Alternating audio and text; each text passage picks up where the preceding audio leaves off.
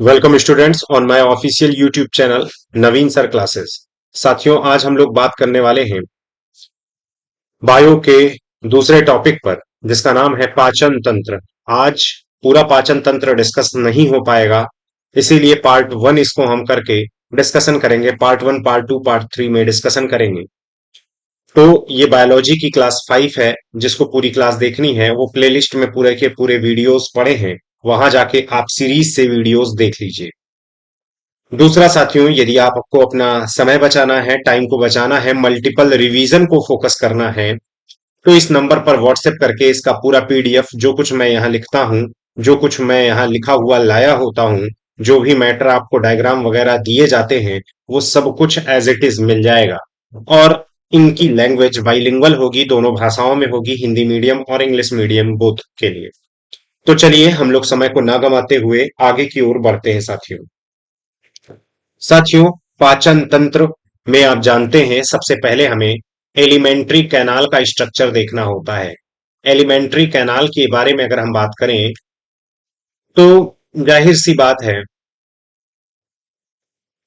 आहार नाल के बारे में अगर हम बात करें तो यहां पर एक स्ट्रक्चर आप देख ही रहे हैं कि भाई माउथ है। ये कॉम्प्लिकेटेड स्ट्रक्चर है, इसको हम लोग वैसे भी डिस्कशन करेंगे, सही से पूरी तरीके से डिस्कशन करेंगे। तो इसमें आपको परेशान बिल्कुल भी नहीं होना है कि सर ये तो डायग्राम लाए हैं। हाँ, आपको हम फिर से इसको बना के दिखाएंगे कैसे कैसे क्या इसका स्ट्रक्चर है। साथियों, उसके बाद हम लोगों को आज माउथ के विषय में पढ़ना है, क्योंकि डाइजेशन सबसे पहले जो आहार आप लेते हैं वो सबसे पहले मुख में रखते हैं। बक्कल कैविटी से बोलते हैं, मुख गुहा कहते हैं इसको।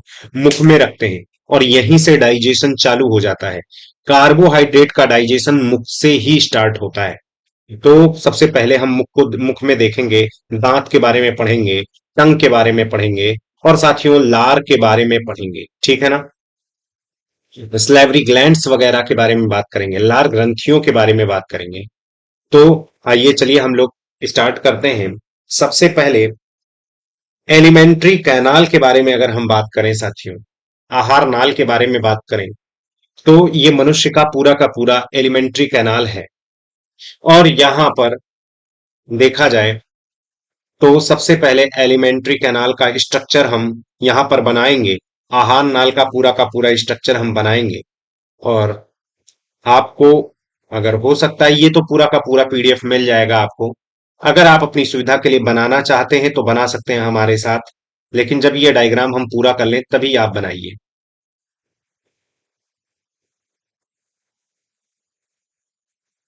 यहां अगर देखेंगे तो ये नली जाके स्टमक से जुड़ती है। ये स्टमक से जुड़ती है और फिर ये जो स्टमक है, यहां पर मैं थोड़ा सा,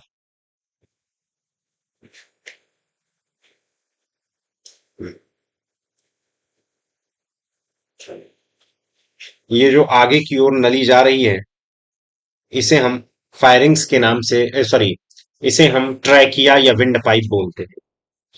तो यहां अगर देखा जाए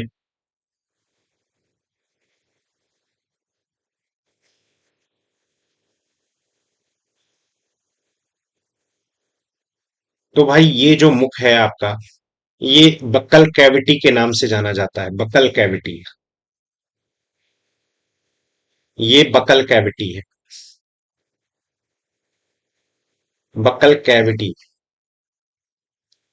ये मुख गुहा है। मुख गुहा है साथी। आगे बढ़ें तो ये वाला जो चैम्बर आपको दिख रहा है, ये नेजल चैम्बर है। नेजल चैम्बर,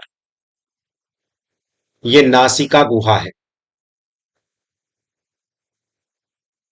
नासिका गुहा है। यहां पर अगर देखें तो ये वाली जो नली है, ये ईसोफेगस के नाम से जानी जाती है। कहीं कहीं ई से स्टार्ट होता है, कहीं कहीं ओ से स्टार्ट होता है। तो चलिए हम ई से स्टार्ट करते हैं। ईसोफेगस।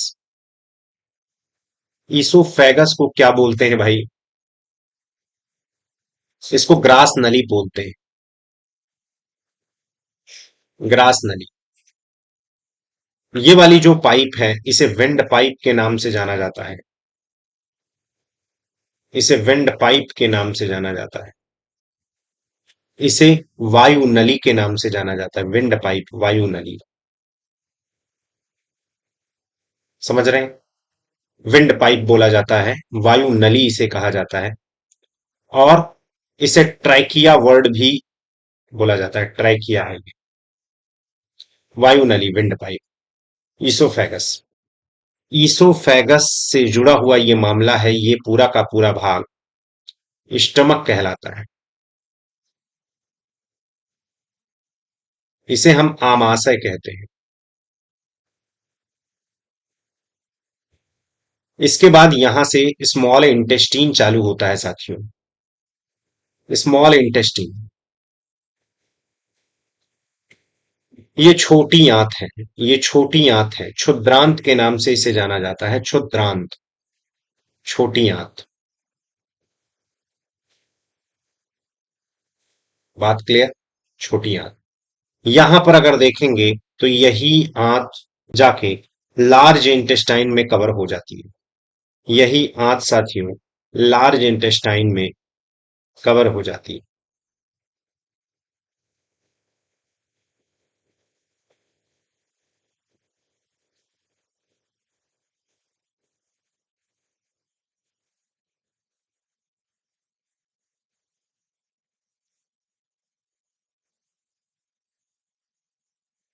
ये ये, ये लार्ज इंटेस्टाइन। और ये जो लार्ज इंटेस्टाइन है आगे चलकर एनस में ओपन होता है। एनस में ओपन होता है। समझ रहे हैं? तो ये साथियों लार्ज इंटेस्टाइन है। कहने को ये लार्ज है, लेकिन इसकी जो लंबाई होती है, कहने को ये लार्ज है, लेकिन इसकी जो लंबाई होती है वो 5 फीट के आसपास होती है। कहने को ये छोटी है, लेकिन इसकी लंबाई 20 फीट होती है। तो सर इसको छोटी और ये बड़ी क्यों बोला गया? लार्ज इंटेस्टाइन को बड़ी क्यों बोला गया? बड़ी इसलिए बोला गया लार्ज इंटेस्टाइन क्योंकि इसका डायामीटर बड़ा है, इसका व्यास साथियों बड़ा है। और इसकी लंबाई बड़ी है लेकिन डायामीटर छोटा है। ये देखो बहुत पतली नली है और ये बड़ी नली है। ये बात समझ में आया? आगे चलकर स्मॉल इंटेस्टाइन भी कई भागों में बटा होता है। समझ रहे हैं? डिओडिनम, जेजुनम, इलियम, क्षुद्रांत, सॉरी ग्रहणी, मध्यांत्र, शेषांत्र। लार्ज इंटेस्टाइन भी कई भागों में बटा होता है। सीकम, कोलन, रेक्टम वगैरह। समझ रहे हैं कि नहीं? ये बड़ी आंत है साथियों। और ये जो मैंने स्ट्रक्चर बनाया है ये असल में एलिमेंट्री कैनाल का स्ट्रक्चर है। आहार नाल का स्ट्रक्चर है। मानव का आहार नाल है साथियों। मानव का आहार नाल। ठीक है ना? तो ये चीज ध्यान में रखें। एक मिनट, जरा टेक्निकल प्रॉब्लम हो रही है। एक मिनट साथियों।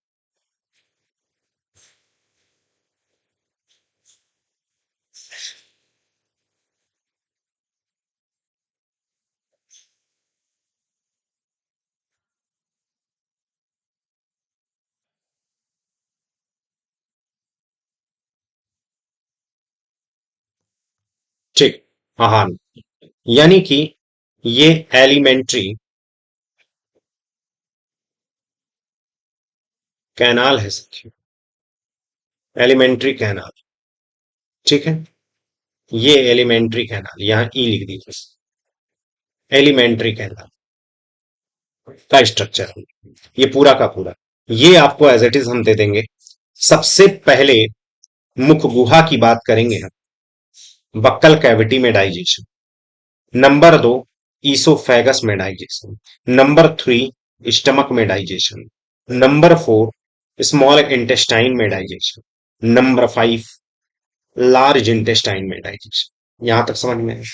अब ये जो पूरा आहार नाल की प्रक्रिया है, भोजन पचता है, अनडाइजेस्टेड फूड बाहर निकलता है। तो इसको 5 मिनट, जो पूरा का पूरा डाइजेस्टिव सिस्टम है साथियों, पूरा का पूरा जो डाइजेस्टिव सिस्टम है, पूरा का पूरा जो पाचन तंत्र है, इसको 5 भागों में पढ़ा जाता है। Number 1 ingestion. इंजेशन का मतलब होता है अंतःग्रहण या भोजन का अंतर्ग्रहण। भोजन सबसे पहले, भोजन का अंतर्ग्रहण, भोजन सबसे पहले आप लोगे, मुख में लोगे, इंजेशन। फिर उसके बाद क्या करोगे भाई? डाइजेशन।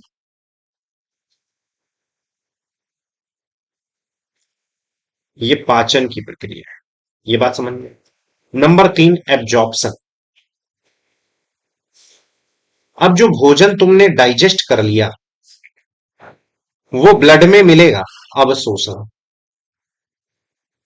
समझ रहे? वो ब्लड में मिलेगा। और तीसरा, एसिमिलेशन। ब्लड में ही मिलेगा ही नहीं, अब ये ब्लड क्या करेगा? ब्लड में तो मिल गया, ये ब्लड लेके जाएगा। वहां लेके जाएगा, हर एक कोशिका तक लेकर जाएगा, एसिमिलेशन। इसको साथियों स्वांगीकरण कहते हैं। यहां पर तो मतलब मेरा डायग्राम, मतलब मेरा फोटो शायद आ जा रहा होगा, इसलिए मैं अपने फोटो को हटा दे रहा हूं, जिससे बहुत अच्छे। 1 मिनट, मैं फोटो को हटाने की जगह मैं इसे जूम कर रहा हूं। ये देखिए, ये देखिए, अब तो शायद कोई दिक्कत ना आए। ये देखिए, मानव का आहार नाल, buccal cavity, wind pipe, trachea, small intestine, किस तरीके से सारा हो। चलिए, अब हम आगे बढ़ेंगे। कह रहे हैं डाइजेस्टिव सिस्टम, यानी कि पाचन तंत्र में ये 5 प्रक्रियाएं इन्वॉल्व होती है। इंजेशन, भोजन का अंतर्ग्रहण, जो डाइजेशन, पाचन, तीसरा एब्जॉर्प्शन, चौथा एसिमिलेशन, और पांचवा प्रक्रिया क्या है भाई? पांचवा क्या है? डिफिकेशन के नाम से इसे जाना जाता है, डिफेकेशन।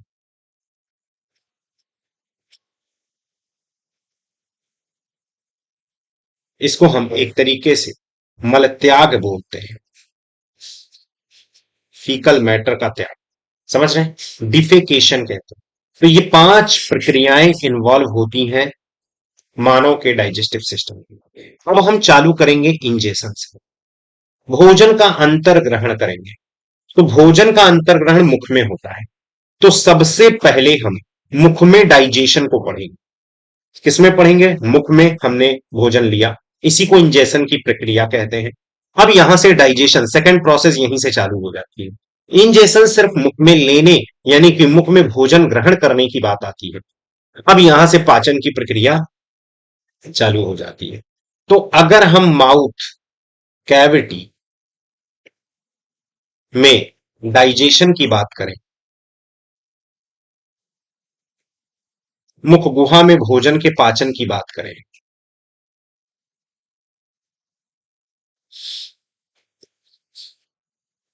तो मुख गुहा में आप ध्यान से समझो, 3 चीजें इन्वॉल्व हैं। कौन कौन सी है मुख गुहा में भाई? एक तो टीथ है, दूसरा क्या है? टंग, तीसरा क्या है? सालिवा है, सलाइव। इन तीनों के बारे में हमें पढ़ना है, टीथ, टंग और सलाइवा, यानी कि साथियों दांत, जिह्वा और लार के बारे में हमें पढ़ना। तो सबसे पहले हम टीथ के बारे में देखें। साथियों, अगर हम टीथ के बारे में देखें, दांत के बारे में देखें, तो दांत को ध्यान से समझिएगा। दांत में 2 पोर्शन मेजरली डिवाइड किया गया है। दांत मतलब 2 पोर्शन में प्रमुख रूप से डिवाइड किया गया है। एक क्राउन वाला हिस्सा है, जिसे हम साथियों सिख बोलते हैं, और दूसरा रूट वाला हिस्सा है, जिसे हम जड़ बोलते हैं। साथियों, क्राउन वाला जो हिस्सा है ना, इस पर व्हाइट कलर की कवरिंग लगी होती है, इस पर व्हाइट कलर की कवरिंग लगी होती है, इस पर व्हाइट कलर की कवरिंग लगी होती है। और साथियों, ये व्हाइट कलर की कवरिंग कुछ और नहीं, ये इनेमल है। ये व्हाइट कलर की कवरिंग कुछ और नहीं, ये इनेमल है, ये दंत वल्क है। साथियों, ये hardest part of the body है, शरीर का सबसे कठोर भाग।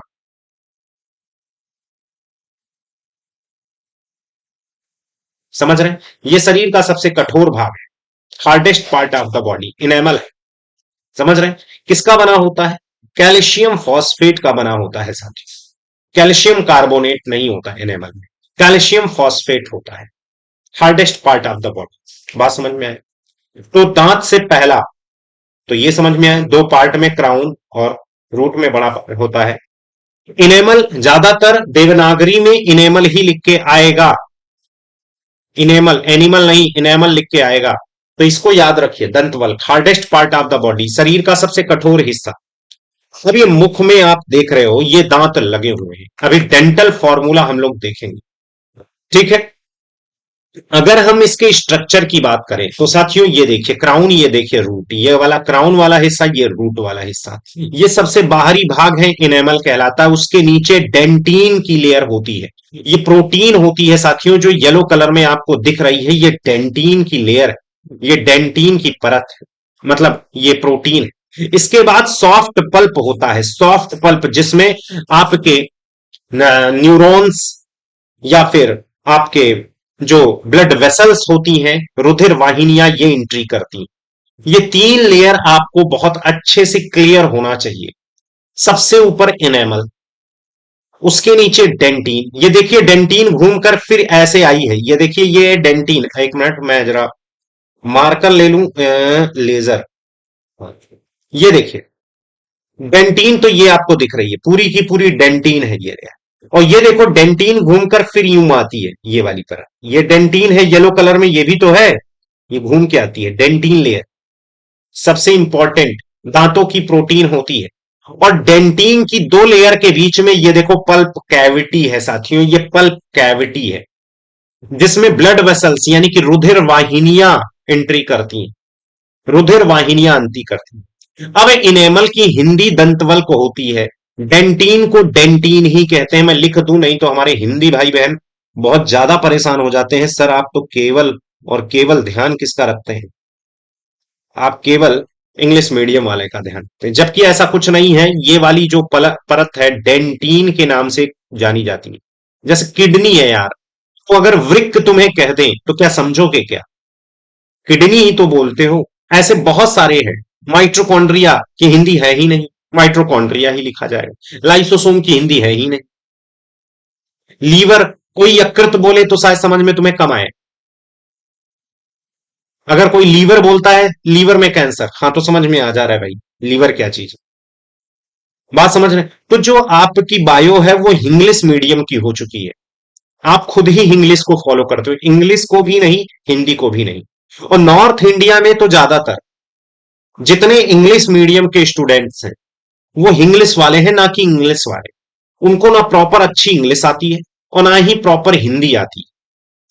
समझ रहे हैं? ऐसे हिंदी मीडियम वाले भी बच्चे को ना प्रॉपर इंग्लिश आती है, ना ही प्रॉपर हिंदी ही आती है। वो इंग्लिश का कॉम्बिनेशन हो गया जब से व्हाट्सएप और टेलीग्राम का जमाना आ गया।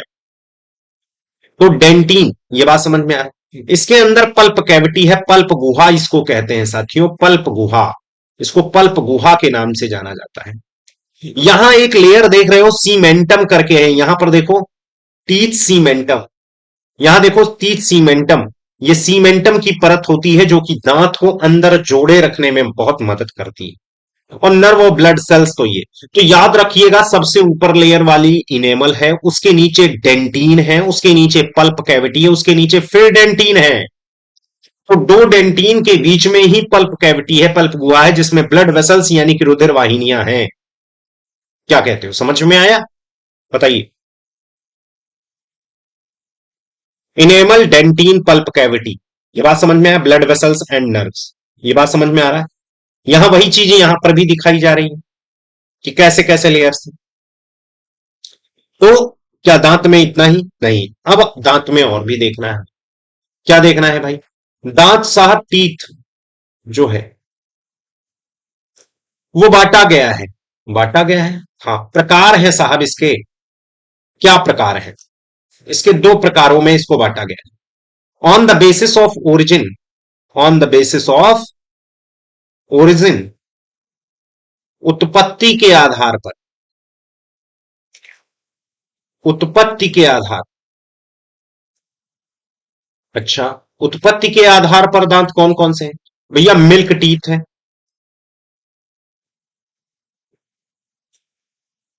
दूसरा परमानेंट टीथ है।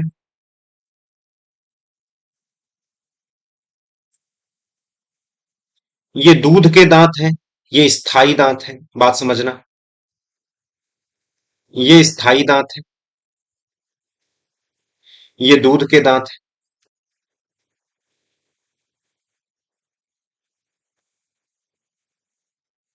समझ रहे हैं? मिल्क टीथ है, परमानेंट टीथ है। जब हम ओरिजिन के बेस पर तो बात कर लिए, जब हम कार्य के आधार पर बात करें,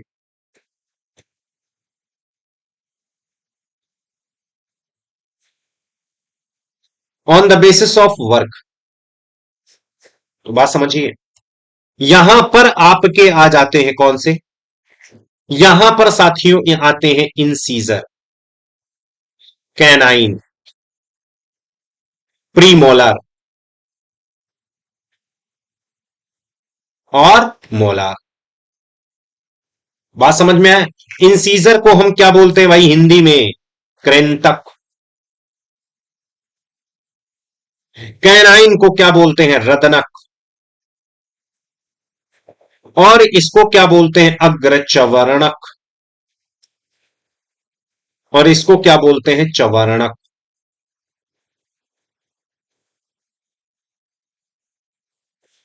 कार्य के आधार पर incisor, canine, premolar, molar. Origin के आधार पर दूध के दांत और स्थायी दांत। बात समझ में आया? वर्क के आधार पर ये देखिए, कृंत, रदनक, अग्रचवर्णक, चवर्णक। जबकि कार्य के आधार पर दूध के दांत और स्थायी दांत दो। और कार्य के आधार पर इनकी संख्या कितनी होती है? चार होती है साथियों। अब यहां पर कुछ खास बात हमें समझनी है मिल्क टीथ में। क्या समझनी है भाई? मिल्क टीथ और परमानेंट टीथ की कुछ खास बात। जैसे हम उत्पत्ति के आधार पर अगर बात करें, तो उत्पत्ति के आधार पर अगर बात करें, ओरिजिन के बेस पर बात करें, ओरिजिन के बेस पर, तो भैया ओरिजिन के बेस पर अगर हम बात करते हैं,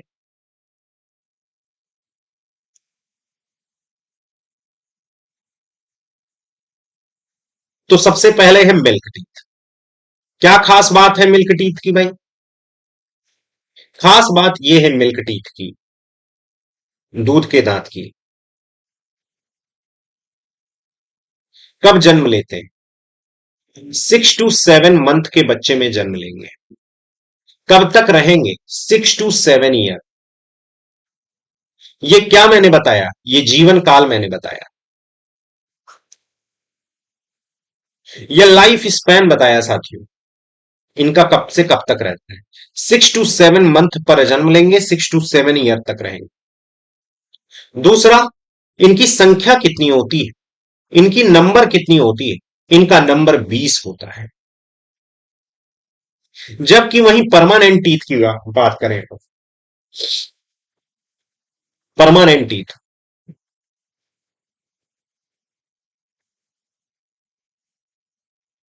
परमानेंट टीथ की बात करें, स्थायी दांतों की बात करें हम, तो साहब इनकी जो लाइफ स्पैन होती है 6 to 7 ईयर से चालू होती है। और कब तक? लाइफ टाइम बोला जाता है। लेकिन यह डिपेंड करता है कि आप टूथपेस्ट कर रहे हो, पतंजलि कर रहे हो, क्या कर रहे हो। समझ रहे हो? दूसरा, इनकी संख्या साहब 32 होती है। इनकी संख्या 32 होती है, 32। तो ओरिजिन के बेस पर मिल्क टीथ, दूध के दांत आपने देख लिया, परमानेंट टीथ आपने देख लिया, इनकी संख्या कैसे हो, यह बात समझ में है। अब अगर हम डेंटल फॉर्मूला पर चलते हैं, डेंटल फॉर्मूला पर चलते हैं, तो यहां पर देखिए, यहां पर देखिए डेंटल फॉर्मूला।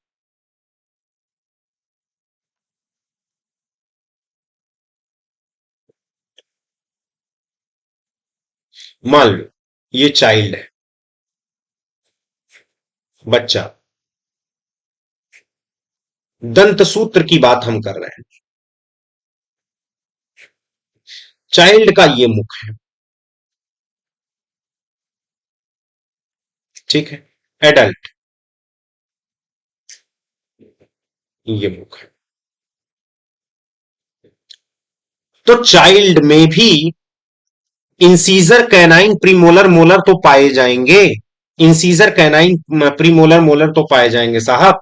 यहां पर आओ, यहां पर अगर देखोगे, ये देखो, ये तुम देख रहे हो दो दांत, ये इंसीजर है, ये देख रहे हो कैनाइन है, और यहां देख रहे हो प्रीमोलर है, इसके पीछे मोलर की संख्या। तो ऐसे नीचे भी तुम्हारे मौजूद है, ये टंग आ गया, नहीं तो ये नीचे भी तुम्हारा मौजूद है, यही सारी चीजें। तो on the basis of origin के बेस पर मिल्क टीथ परमानेंट टीथ है, कार के आधार पर ये चार प्रकार के होते हैं। लेकिन ये जो ओरिजिन है ये तो बच्चा और परमानेंट टीथ, यानी कि ये तो बच्चे में भी होंगे, एडल्ट में भी मौजूद होंगे, मतलब एडल्ट में बच्चे में मिल्क टीथ होंगे, एडल्ट में परमानेंट टीथ होंगे। लेकिन कार के आधार वाले ये तो मिल्क टीथ में भी मौजूद होंगे और परमानेंट टीथ वाले में भी मौजूद होंगे, क्योंकि ये काम के आधार पर बटे हैं ना, काम के आधार पर। और क्या, एक बार काम जान लो फिर हम डेंटल फॉर्मूला पर बात करते हैं। जैसे इंसीजर, ऐसा इसका काम क्या है, कटिंग, कटिंग कुतरना, इसका मेन काम है कुतरना। तो बच्चा भी तो कुतरता होगा, एडल्ट भी कुतरता होगा, यानी कि ये मिल्क टीथ में भी मौजूद होंगे और परमानेंट टीथ में भी मौजूद होंगे। इन्हें हम क्या बोलते हैं हिंदी में, कृंतक। ऐसे ही साथियों कैनाइन, यानी कि रदनक की अगर हम बात करें तो ये क्या करते हैं, टीयरिंग पियर्सिंग, टीयरिंग और पियर्सिंग भी ऐसे हैं। यानी कि साहब चीड़ना फाड़ना,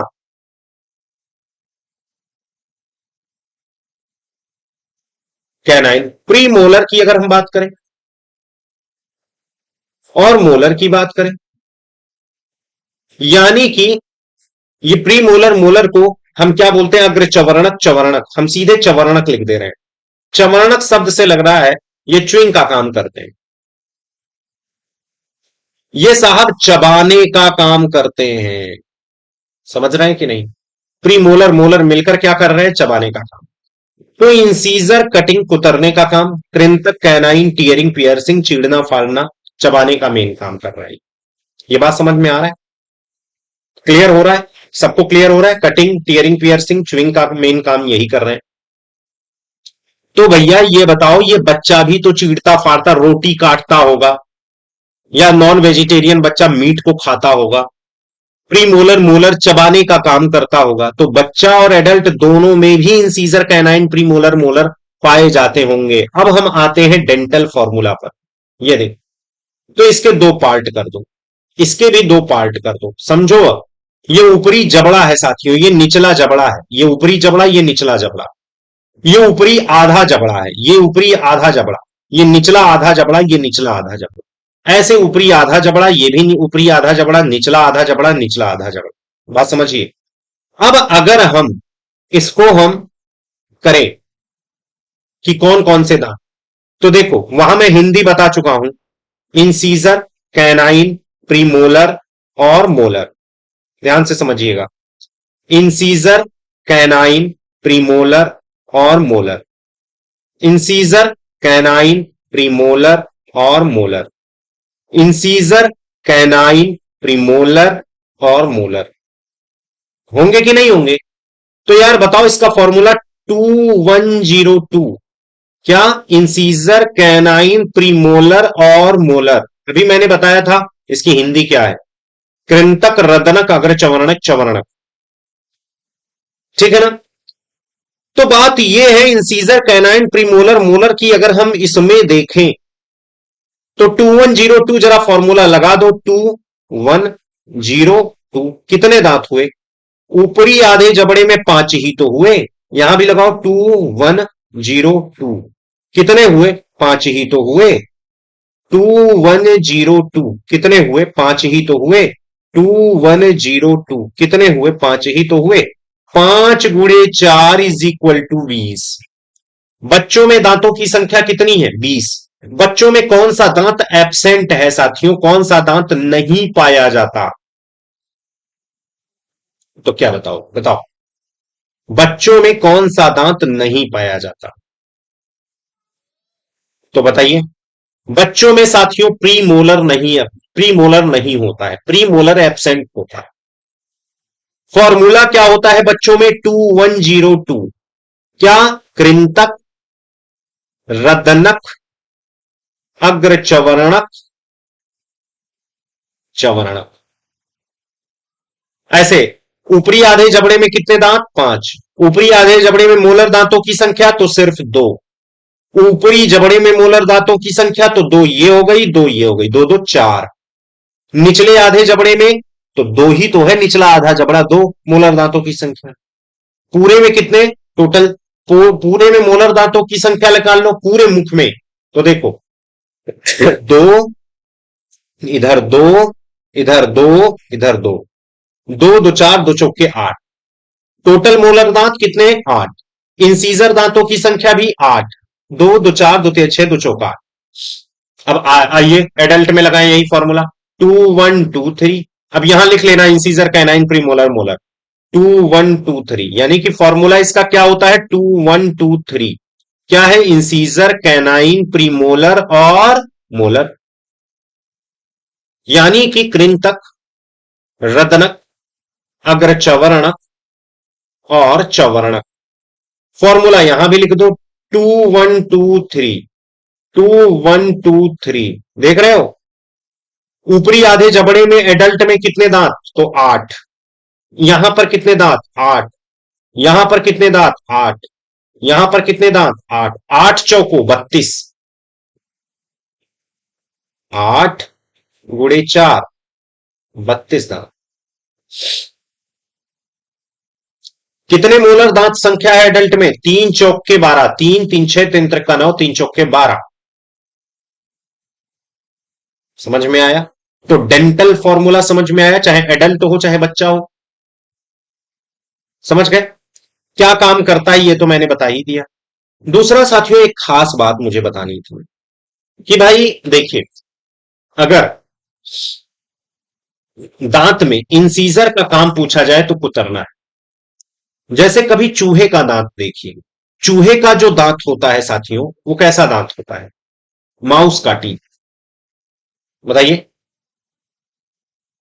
जो चूहे का दांत होता है वो मॉडिफाइड इंसीजर होता है, वो कृंतक दांत ही है, लगातार बढ़ता है। तो कभी भी पूछा जाए चूहे के दांत, माउस, चूहे के दांत कौन से होते हैं, तो इंसीजर। ये बात समझ में आया? Mouse teeth.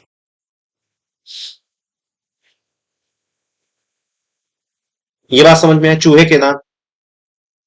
साथियों एलिफेंट टस्क की अगर हम बात करें, जो बाहर निकला होता है एलिफेंट टस्क, जो हाथी में बाहर की तरफ निकला दांत होता है, वो भी क्या होता है? इंसीजर होता है। चूहे के दांत, गिलहरी के दांत भी, गिलहरी देखो अपने दांतों को कुतरती रहती है, अपने दांतों को कटिंग करती है। और ये जो दांत होते हैं चूहे और गिलहरी, ये लगातार बढ़ते हैं, इसीलिए ये बेचारे कुछ ना कुछ कुतरते रहते हैं, घिसते रहते हैं अपने दांतों को। कुछ नहीं मिलेगा, आदमी के पैर ही जाके काटेंगे। तो चूहे जो होते हैं इनका दांत लगातार बढ़ता है। अगर कपड़ा, कॉपी ये सब नहीं मिल रहे हैं तो वो कुछ और भी, लोहा मिल जाएगा उसे, उस पर घिसेंगे जाके। क्योंकि चूंकि अपने कुछ नहीं मिलेगा, अपने दांतों को ही घिसेंगे, क्योंकि ये लगातार बढ़ते हैं, चूहा और गिलहरी के दांत। ये ध्यान में रखना। ये बात समझ में आ रहा है? चूहा गिलहरी के दांत लगातार बढ़ते रहते हैं। दूसरा साथियों, एक और खास बात, एलिफेंट टस्क वगैरह तो देख ही लिए। बच्चों में कौन सा दांत होता है, कौन सा नहीं? एक होता है अक्कल दांत, विजडम टीथ। तो यहां मैं आपको बता दूं विजडम टीथ के बारे में। ये देखो, मोलर दांतों, अगर आपसे पूछा जाए एडल्ट में मोलर दांतों की संख्या कितनी होती है? 3 3 6, 3 त्रिका 9, 3 चौके 12। बात समझ में आ रहा है कि नहीं? अब साथियों, जो तीसरा है इसमें क्या है? 1 2 3, तीन होंगे ना। तो जो तीसरा वाला है, थर्ड मोलर टीथ, यानी कि एडल्ट में थर्ड मोलर टीथ जो होता है उसको विजडम टीथ बोला जाता है। Wisdom teeth, third molar teeth को विजडम टीथ बोलते हैं। ये बात समझ में आए? थर्ड मोलर टीथ को क्या बोलते हैं? विजडम टीथ है। यानी कि तीसरा मोलर दांत, तीसरा मोलर चवरणक दांत, तीसरा चवरणक दांत अक्कल दांत होता है। अक्ल दांत, अक्ल दांत के नाम से जाना जाता है उसे। कहते हैं अकल आ गई, लेकिन ऐसा कुछ भी नहीं है। असल में जब आप एडल्ट होते हैं तब ये दांत जन्म लेते हैं। यहां तक किसी कोई दिक्कत तो आप पूछ सकते हैं, कमेंट कर सकते हैं।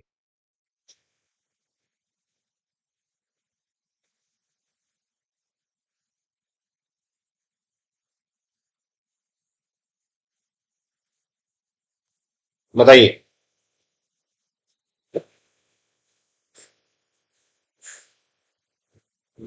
ठीक है। हाँ, अब ये एक आध कभी कभी क्वेश्चन ये भी पूछ लिया जाता है, दांतों के अध्ययन को क्या कहते हैं? स्टडी ऑफ टीथ क्या कहलाता है भाई? तो स्टडी ऑफ टीथ ओडेंटोलॉजी, ओडेंटोलॉजी, समझ रहे? स्टडी ऑफ टीथ कहलाती है ओडेंटोलॉजी। यहां तक क्लियर? तो ये ओरिजिन बेस पर मिल्क टीथ, दूध के दांत, जीवन काल, संख्या कितना है, permanent teeth, 6 to 7 year life time चलती है ये। टीथ के टाइप आपने देख लिए, कार्य के आधार पर on the basis of origin के बेस पर आपने देख लिए, इंसीजर, कटिंग, कृंतक, रदनक, अग्रचवर्णक ये। दूसरा साथियों एक शब्द और यूज किया जाता है, मनुष्य कैसा प्राणी है? तो ह्यूमन बीइंग के लिए यूज किया जाता है। ह्यूमन बीइंग के लिए वर्ड यूज किया जाता है होमोडॉन। समझ रहे हैं? इसके लिए समदंती शब्द यूज किया जाता है, समदंती। समझ रहे हैं कि नहीं? समदंती, होमोडॉन। एक मिनट, मैंने गलत बोल दिया, गलत बोल दिया, गलत बोल दिया। देखो, कभी आपसे पूछा जाए मनुष्य में दांत कितनी बार निकलते हैं, तो 2 बार। एक मिल्क टीथ, दूसरा परमानेंट टीथ। इसीलिए मनुष्य एक डाइफाइओडोंट है। मनुष्य एक द्विदंती प्राणी है, द्विदंती प्राणी है। ये बात समझ में है? द्विदंती है। दूसरा 2 बार दांत, क्योंकि मनुष्य 2 बार, 2 टाइम्स, 2 बार दांत जन्म लेते हैं, 2 बार दांत। दूसरा होमोडोंट है, हेट्रोडोंट। तो ये विषम दंती प्राणी है। मनुष्य एक विषम दंती प्राणी है साथियों। ये एक हेट्रोडोंट।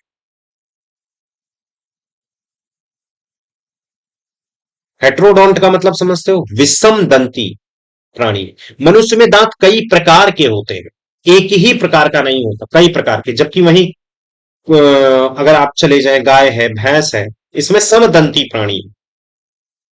और मोनोफाइडोंट एक बार ही दांत केवल जन्म लेगा, 2 बार नहीं। ये बात समझ में आया? क्लियर है? समझ में आ गया? तो डाइफाइडोन द्विदंती प्राणी है, विषम दंती प्राणी हेट्रोडोन। अब अगर हम चले, तो ये तो दांत के बारे में बहुत अच्छे से हम लोगों ने समझ लिया। थोड़ा बड़ा चैप्टर था लेकिन अच्छे से क्लियर हो गया। अब साथियों अगर हम टंग की बात करें,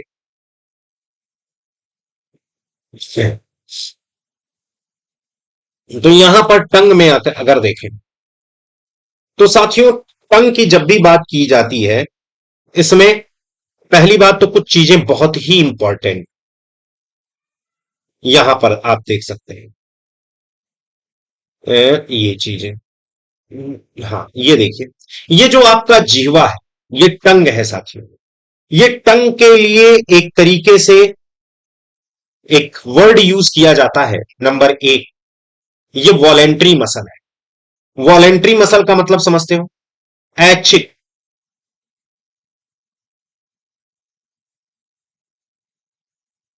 ऐच्छिक मांसपेशी है, इसको हम हिला डुला सकते हैं। ऐच्छिक मांसपेशी है।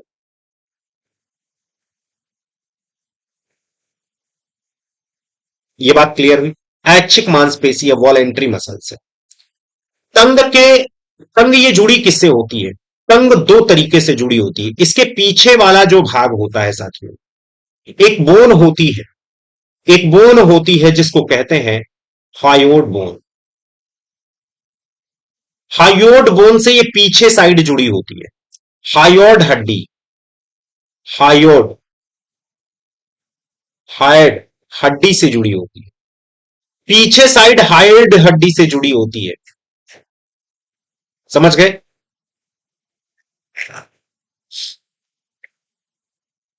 यानी कि बैक पोर्शन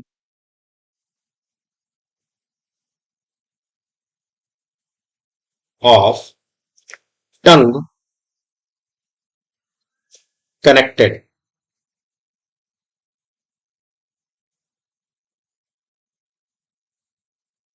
बैक पोर्शन यानी कि जिह्वा का पिछला हिस्सा जुड़ा होता है।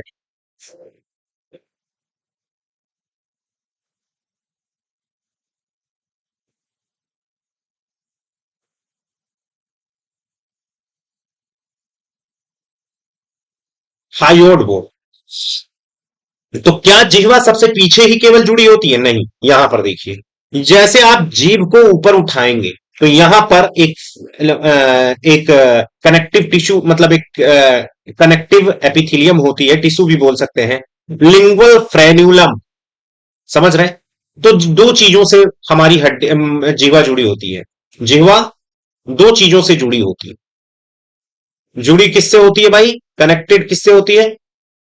होती है, नंबर एक, हायोड बोन।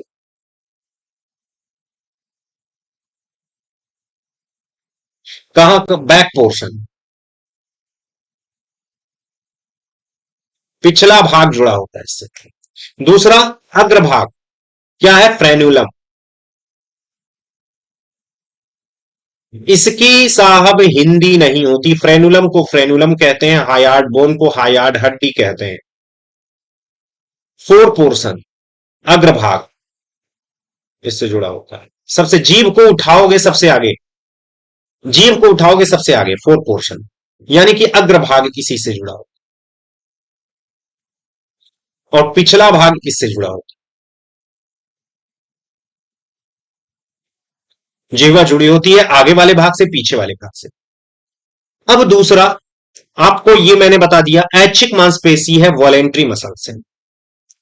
साथियों यहां पर बोला गया है लिंगुअल एपिथीलियम चार प्रकार के जीभ पैपिला से बना होता है। ये जो जीभ होती है, इसकी एपिथीलियम की बात करें, ये चार प्रकार की पैपिली से बनी होती है। फिल्ली form, फिंगी form, folate papillae, सरकम वैलिएट papillae या वैलिएट पैपिली, जो यांत्रिक स्वाद कार्यों की विशेषता रखते हैं। यहां पर अगर आपको दिखाएं,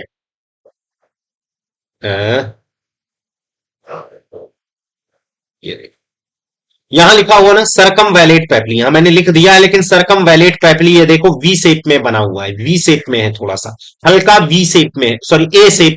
अगर उल्टा वी कहो तो उल्टा ए कह लो, मतलब उल्टा, अगर सीधा ए बोल रहे हो तो आप ये बोल सकते हो उल्टे वी के आकार का, या सीधे ए के शेप में, ये जो एंगल शेप में बनी हुई ये सरकम वैलिएट पैपली इसको कहते हैं। बहुत कम संख्या में होती है साथियों, समझ रहे हैं? जबकि अगर हम बीच वाले भाग में देखें, ये देखिए इधर वाले भाग में फोलिएट पैपली होती है, फोलिएट पैपली होती है, फोलिएट पैपली, ये सरकम वैलिएट पैपली। यहां तक समझ में आया? क्लियर? सबको समझ में आ रहा है?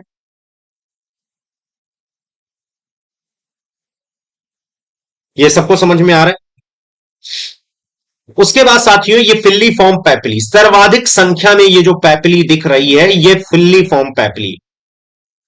फुंजी फॉर्म पैपली ये गलत लग गया है एक तरीके से, फुंजी फॉर्म पैपली, एक मिनट,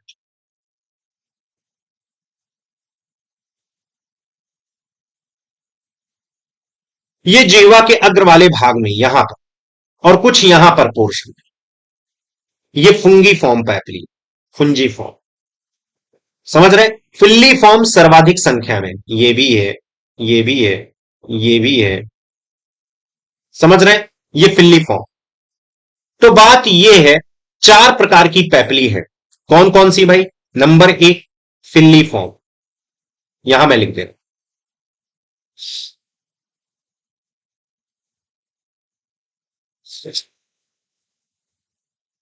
फिल्लीफॉर्म पैपिली, समझ रहे हैं? पैपिली, पैपिली को कलिका आप बोल सकते हो एक तरीके से, लेकिन पैपिला वर्ड ही यूज किया जाता है, मैंने खूब देखा इसको। फिल्लीफॉर्म पैपिला, मैक्सिमम नंबर होते हैं, सर्वाधिक संख्या होती है इनकी, सर्वाधिक संख्या होती है, सबसे ज्यादा टेस्ट बड्स इसमें पाए जाते हैं, ये चीज ध्यान में रखें। सबसे ज्यादा टेस्ट बड्स इसमें पाए जाते हैं, फिल्लीफॉर्म। उसके बाद फिर कौन सा है भाई? उसके बाद फिल्लीफॉर्म, फुंगीफॉर्म, उसके बाद फुंगीफॉर्म पैपिली। उसके बाद सबसे कम अगर देखा जाए तो सरकम वैलिएट पैपिली, सरकम वैलिएट पैपिली, ये बहुत मिनिमम नंबर में होते हैं, मिनिमम नंबर।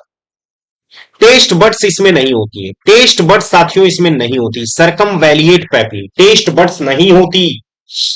ये काम क्या करती है पैपिली?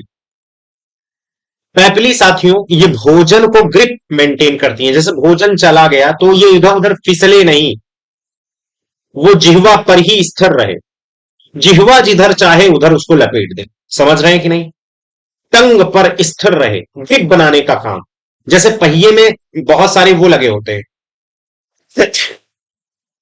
बहुत सारे स्ट्रक्चर्स बने होते हैं, जो व्हील्स होती हैं, पहिए होते हैं, ग्रिप बनाने का काम, ताकि सड़क पर फिसले नहीं। ऐसे ही फिसलन को रोकने के लिए पैपली होती है, साथ में साथियों ये टेस्ट बड रखती है।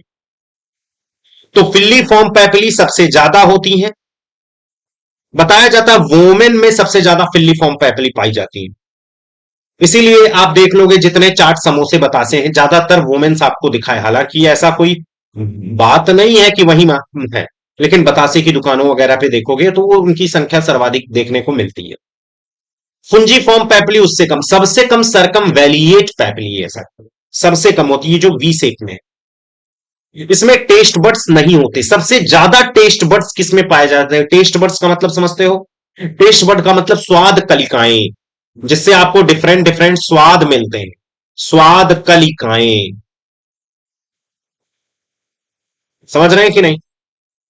तो फिल्ली फॉर्म पैपिली में टेस्ट बड्स, स्वाद कलिकाएं सबसे ज्यादा होती, मैक्सिमम नंबर में होते हैं, सर्वाधिक संख्या,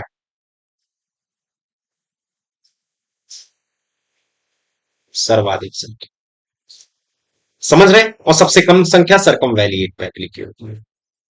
साथियों खास बात एक और, यदि आपके मुख में सलाइवा ना बने तो आपको टेस्ट का अनुभव नहीं होगा, सलाइवा का बनना बहुत जरूरी है, विदाउट सलाइवा आपको टेस्ट अनुभव में नहीं आएगा। ये बात समझ में आ रहा है? अब जरा टेस्ट बड्स के बारे में एक बार बात कर लें, क्योंकि टेस्ट बड्स से क्वेश्चन आते हैं। तो देखिए यहां पर अगर हम देखें टेस्ट बड्स में, तो सबसे पहले यहां पर स्वीट, मीठे का स्वाद, पीछे वाला हिस्सा जो है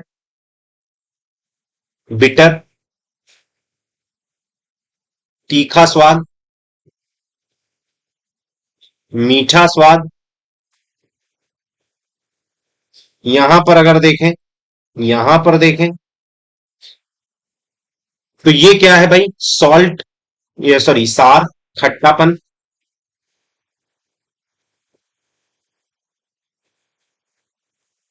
यहां पर अगर देखा जाए तो सॉल्ट है, नमकीन है।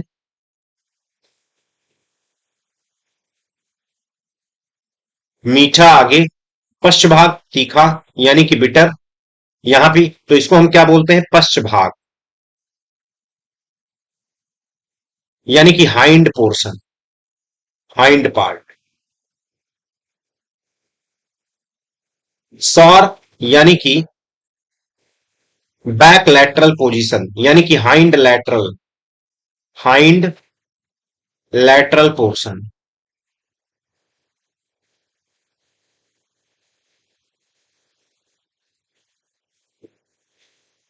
पश्च पार्श्व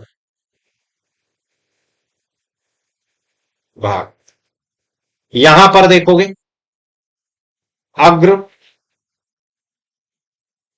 पार्श्व भाग,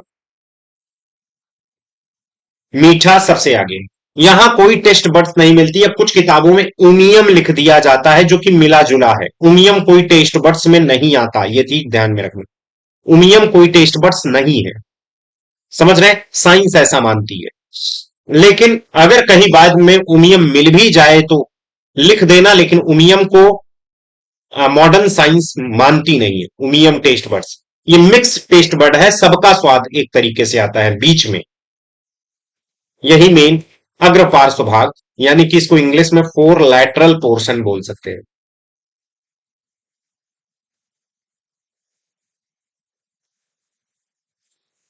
यहां तक क्लियर हो गया?